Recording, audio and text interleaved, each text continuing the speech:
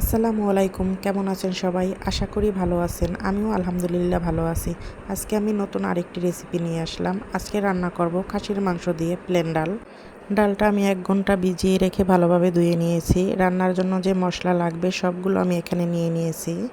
এভাবে খাসির মাংস রান্না করলে কোনো গন্ধ আসে না, অনেক মজা হয় এই ডাল দিয়ে খাসির মাংস রান্না করলে। তো আপনারা খেয়ে দেখতে পারেন, একবার খেলে বারবার খেতে মন যাবে। তেলটা গরম হয়ে গেলে কিছুটা গোলমরিচ দিয়ে, পেঁয়াজ কুচি, কাঁচামরিচ দিয়ে ভালোভাবে নেড়ে চেড়ে নেব। এরপর মাংসটাকে আমি ভালোভাবে সব মশলা দিয়ে কিছুক্ষণ মেখে রাখবো। এই রান্নার জন্য যে মশলা দিয়েছি, আদা বাটা, রসুন বাটা, জিরা বাটা, লবঙ্গ, এলাচ, দারুচিনি, তেজপাতা। মাংসটা আমার মাখা শেষ। তো বন্ধুরা, যদি আমার ভিডিওগুলো তোমাদের ভালো লাগে অবশ্যই আমার চ্যানেলটিকে সাবস্ক্রাইব করে দিবে।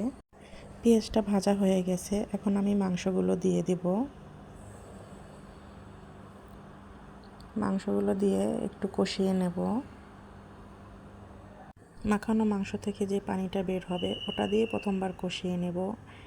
এরপর কিছুটা গরম পানি দিয়ে আমি আবার মাংসটাকে কষিয়ে নেব। এখানে আমি রান্নাটার জন্য পুরোটাই গরম পানি ব্যবহার করেছি, কোনো ঠান্ডা পানি দিইনি। ঠান্ডা পানি ডাল মাংস ভালোভাবে সেদ্ধ হতে যাবে না পরবর্তীতে, এর জন্য আমি পুরোটাই গরম পানি ব্যবহার করেছি। তো কষানো শেষ, এরপর ডাল দিয়ে আমি আবার একটু পানি দিয়ে কষিয়ে নেব।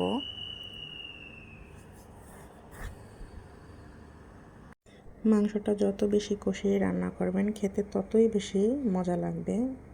এই যে আমার ডালটা কষানো শেষ, এরপর আমি আলু দিয়ে আবার কষিয়ে নেব কিছুক্ষণ।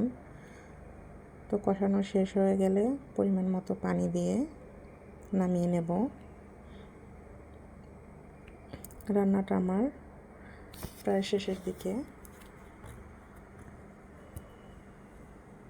তো এখন আমি টালা জিরার গুঁড়ো দিয়ে দেব। টালা জিরার গুঁড়ো না দিলে মনেই হয় না যে মাংস রান্না করেছি।